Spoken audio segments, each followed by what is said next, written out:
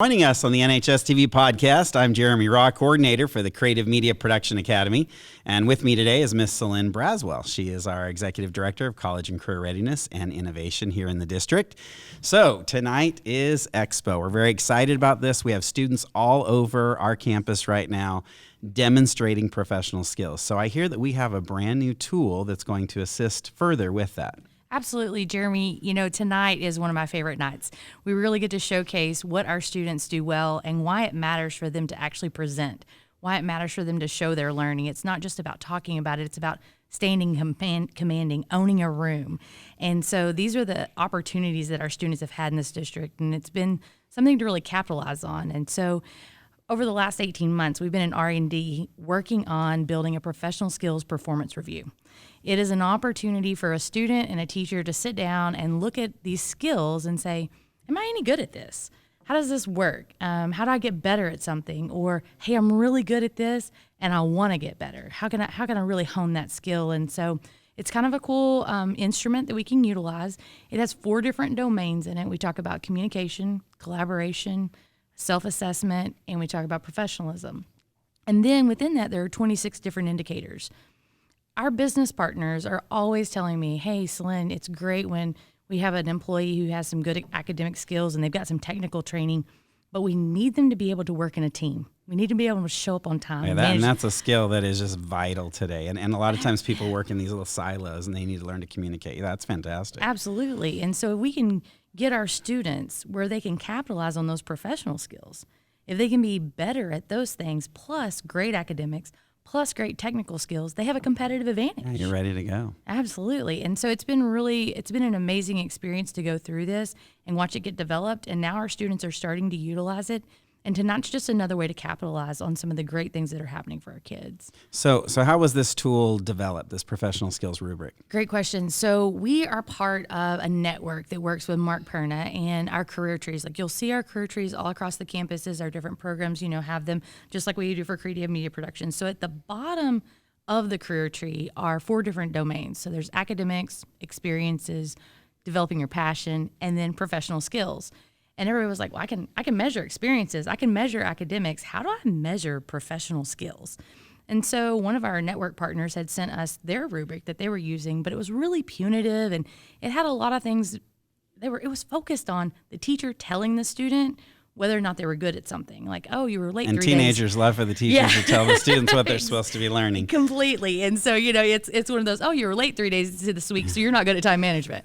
And so we were like, that's probably not the way we want to address this with our students. We believe in their voice, so why not utilize their voice in the rubric? Why not sit down and say, how do we have a conversation, teacher, student, and use self-reflection, which is in itself a professional skill. I mean, that's awesome. We all need to self-reflect. And I think it's cool that you have that rubric and you can actually go, because we think we're good at things, right? And then we look at the rubric and we go, ooh, I'm not very good at that one. That's something that I need to work on. I think that self-evaluation reflection is absolutely critical. We even have a column that it's called the impact indicator. And so it's on a scale of 0 to 7.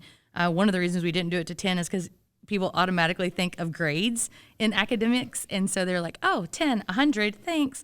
We're like, no. Yeah, and a 7 would be bad because exactly. you got a 70. Right? Exactly. Yeah, okay. And so we made it from 0 to 7. And then there's a piece on top of it that says, I'm developing, I'm proficient, and I'm professional. So developing doesn't mean you're lacking. It means you got a place to start. Right. And understanding that there are certain skills, there's 26 indicators. Nobody is great at all 26. I don't care how great of a professional you are, how much of an adult you are, how long you've been working, you're not perfect at all of them. Well, and as adults and teachers, we could be looking at that evaluating as well. It's not just a tool for the students. Yeah, absolutely. It's a great place. Like there's reciprocity in the conversation. We get better when we work together. And so having that opportunity to really look at myself as a professional and say, I'm really good at this, and this is something actually I bring to the table. It's why a company appreciates me. And so teaching our students to know what their competitive advantage is, like, hey, tonight I'm presenting in front of 40 people, and I didn't get too nervous, and I felt great, and I could stand in command. Sense of accomplishment as you go through. Absolutely right. And so now that's that confidence builder that we're doing too. So here's this performance review and a way to have conversations with students and a way to build this confidence in the student so that when they walk out and when they leave us as graduates, they have this set of tools that an employer can go, wow, okay, you've got academics, you've got the technical skills, but guess what? You're a great employee. I want to keep you. I want to promote you. I want you to stay here and grow with my company.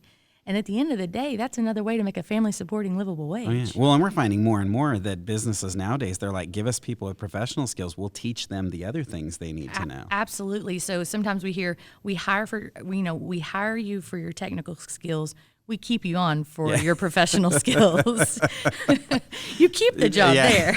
So how do we want our teachers to use this? What are they going to do with this in the classroom? So the first rule was it can't be prescriptive. Like it can't be a checkbox. It can't be because then all of a sudden it's just something programmatic that we have to do. Absolutely. So our deal is open access. Any teacher in the district could have this conversation. You could have this conversation with a kindergartner. You could have this conversation with a senior in high school and anything else in between. And so having the conversation to say, hey, pick one of these skills. Which one do you think you're really great at? And I like to start with what you're great at first. Like if you know what you're good at. Yeah. Want a little confidence going into this. I don't want to feel like, oh boy. I'm bad at everything. Right. Yeah, absolutely. Right. So we don't want to have those moments. We want to have those moments where we go, I know that I'm getting proficient here and I want to be the best I can. Because I think sometimes if we can capitalize on certain skills and really get better at that one skill, it actually bleeds over into some of the other ones. We see a lot of carryover. Right. When I look at professionalism, I'm like, oh, if I can stand in command and I can work the room and I can network and I can do some of these things, well, that actually changes how I interact in my collaboration, changes how I interact in my communication. So it bleeds over into these other domains too. So we start there and then we have a conversation. So I would go through and pick out and say, within communication, I think I'm really, really good at presenting to an audience. And then you and I would talk about, well, tell me your evidence. How have you done that? Well, tonight at Expo, I presented. I didn't get too nervous. I was able to stay within my time. I was able to do all the things I needed to do and answer my questions well. That's great. And then we would say, okay, well, maybe are you developing? Do you feel you're proficient? Where's your impact? And then you would score yourself. And we have a tool to help you kind of say, okay, here's what a developing looks like. Here's what an ideal would look like. Right. And then we would go through and say, how do you want to get better? What are your next steps? Are you going to goal set? So we believe in a goal setting planning opportunity, right? Everybody loves goals. Everybody loves goals. You got to have something to work It's to. February. I'm kind of not doing too well on my goals are horrible right now, right? Yeah, I'm like tracking them. And so if we can start having those goal setting moments, having those opportunities to sit down and say, hey, I can be better here, or I want to make progress on this one thing. Then we set the goal, and then everything that you're doing to build that professional skill, now you and I as the teacher and student, we have a relationship around this goal. We've actually forged it together. We've said, this is kind of what our commitment is. And when you see me as a teacher and you say, hey, I got this really great tool to help you with your goal, or hey, I saw that you did this great thing and you're encouraging me as a teacher.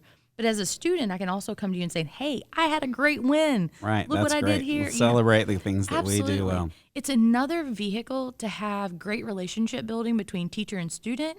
It's another way for administrator and student, administrator and teacher, all of these vehicles to have conversations. Because I think sometimes we get so bogged down in the business of the data that we forget to be people. Right. We forget to hey, we're in our phones and we're texting and we're emailing and we're like, let's just have a conversation. Right. Let's be people. That's fantastic. I think, well, what a great thing. The professional skills rubric here in Northwest ISD. Now, I'm gonna do something here just for a second. Our executive producer tonight is Annie Funk. She's a senior. Annie, if you can for me, and I'm throwing an audible at her here, can you go ahead and give us the camera here in the studio so we can see all of our students that are currently working? So here, you guys can wave at the camera there, but our students are doing they're actually practicing what we're talking about right now.